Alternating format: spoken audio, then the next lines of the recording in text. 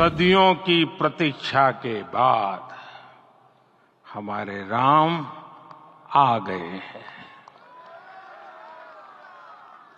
सदियों का अभूतपूर्व धैर्य, अनगिनत बलिदान, त्याग और तपस्या के बाद हमारे प्रभु राम आ गए हैं। इस शुभ घड़ी की आप सभी को, समस्त देशवासियों को बहुत बहुत बधाई। हमारे रामलला अब टेंट में नहीं रहेंगे।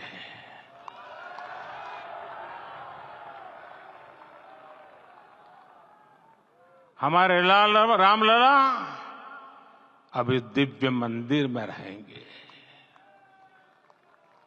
मेरा पक्का विश्वास है, अपार श्रद्धा है कि जो घटित हुआ है इसकी अनुभूति देश के, विश्व के कोने कोने में राम भक्तों को हो रही होगी। ये क्षण अलौकिक है, ये पल पवित्रतम है। ये माहौल, ये वातावरण, ये ऊर्जा, ये घड़ी प्रभु श्री राम का हम सब पर आशीर्वाद है। 22 जनवरी 2024 का ये सूरज एक अद्भुत आभा लेकर आया है। 22 जनवरी 2024 ये कैलेंडर पर लिखी एक तारीख नहीं, ये एक नए काल चक्र का उद्गम है। मैं आज प्रभु श्री राम से क्षमा याचना भी करता हूं।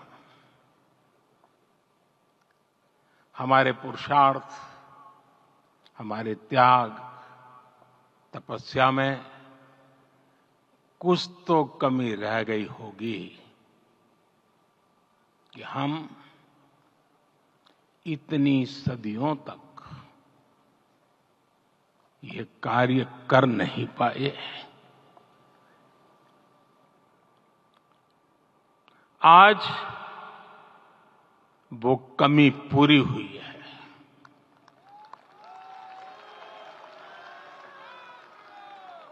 मुझे विश्वास है प्रभु राम आज हमें अवश्य क्षमा करेंगे। संविधान के अस्तित्व में आने के बाद भी दशकों तक प्रभु श्री राम के अस्तित्व को लेकर कानूनी लड़ाई चली। मैं आभार व्यक्त करूंगा भारत की न्यायपालिका का, जिसने न्याय की लाज रख ली।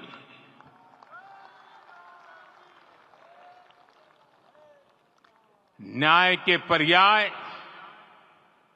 प्रभु राम का मंदिर भी न्यायबद्ध तरीके से ही बना। साथियों, आज गांव-गांव में एक साथ कीर्तन संकीर्तन हो रहे हैं।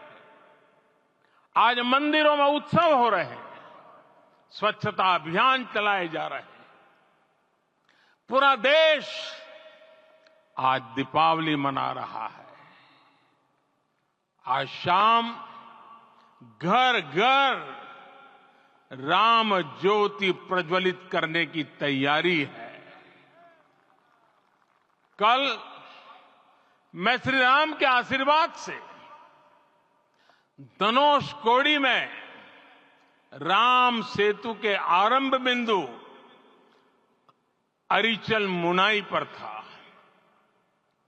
जिस घड़ी प्रभु राम समुद्र पार करने निकले थे, वो एक पल था जिसने काल चक्र को बदला था। उस भावमय पल को महसूस करने का मेरा ये विनम्र प्रयास था। वहां पर मैंने पुष्प वंदना की। वहां मेरे भीतर एक विश्वास जगा कि जैसे उस समय काल चक्र बदला था, उसी तरह अब काल चक्र फिर बदलेगा और शुभ दिशा में बढ़ेगा। अपने 11 दिन के व्रत अनुष्ठान के दौरान मैंने उन स्थानों का चरण स्पर्श करने का प्रयास किया जहां प्रभु राम के चरण पड़े थे, चाहे वो नासिक का पंचवटी धाम हो, केरला का पवित्र त्रिपायर मंदिर हो, आंध्र प्रदेश में लेपाक्षी हो, श्रीरंगम में रंगनाथ स्वामी मंदिर हो, रामेश्वरम में श्री रामनाथ स्वामी मंदिर हो, या फिर धनुषकोडी। मेरा सौभाग्य है कि इसी पुनीत पवित्र भाव के साथ मुझे सागर से सरयू तक की यात्रा का अवसर मिला। सागर से सरयू तक हर जगह राम नाम का वही उत्सव भाव छाया हुआ है। वो भी एक समय था जब कुछ लोग कहते थे कि राम मंदिर बना तो आग लग जाएगी। ऐसे लोग भारत के सामाजिक भाव की पवित्रता को नहीं जान पाए। रामलला के इस मंदिर का निर्माण भारतीय समाज के शांति, धैर्य, आपसी सद्भाव और समन्वय का भी प्रतीक है।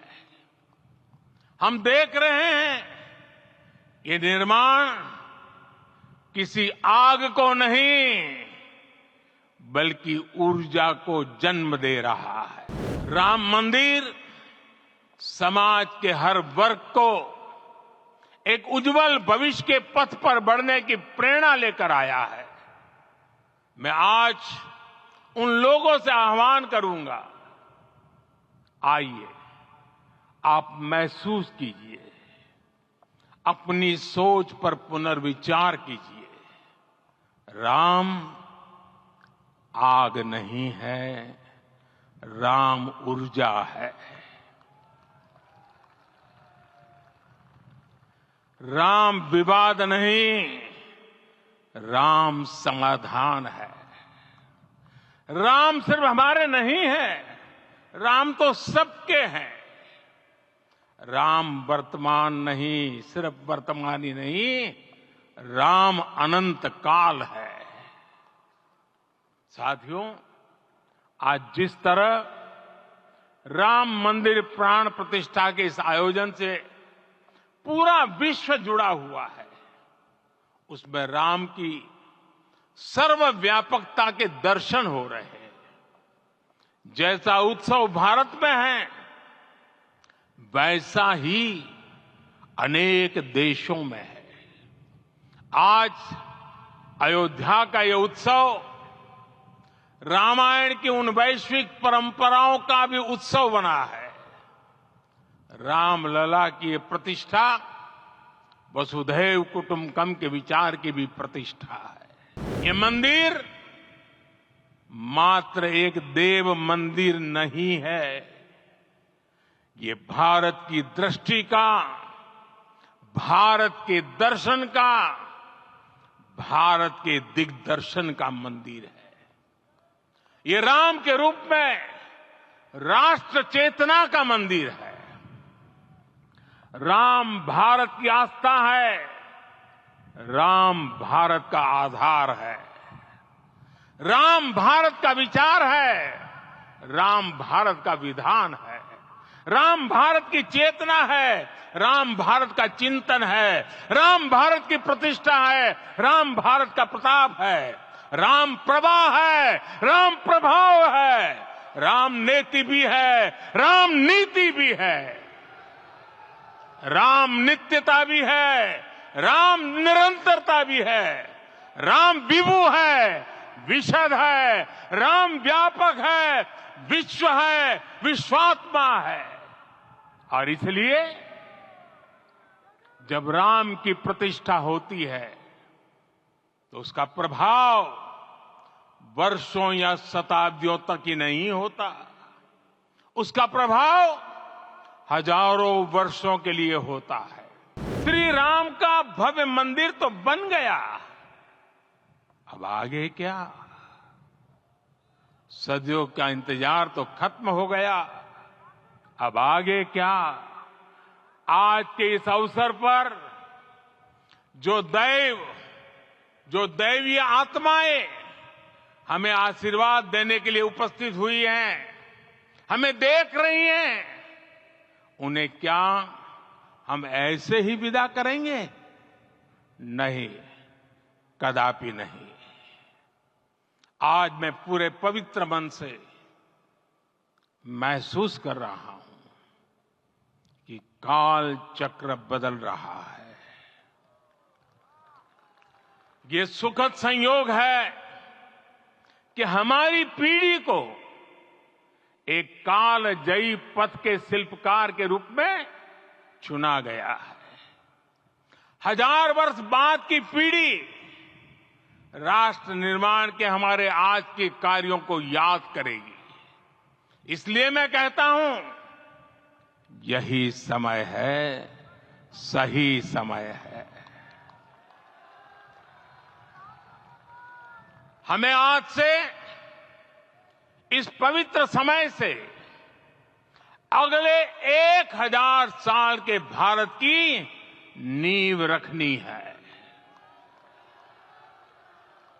मंदिर निर्माण से आगे बढ़कर अब हमें सभी देशवासी यहीं इस पल से समर्थ, सक्षम, भव्य, दिव्य भारत के निर्माण की सौगंध लेते हैं।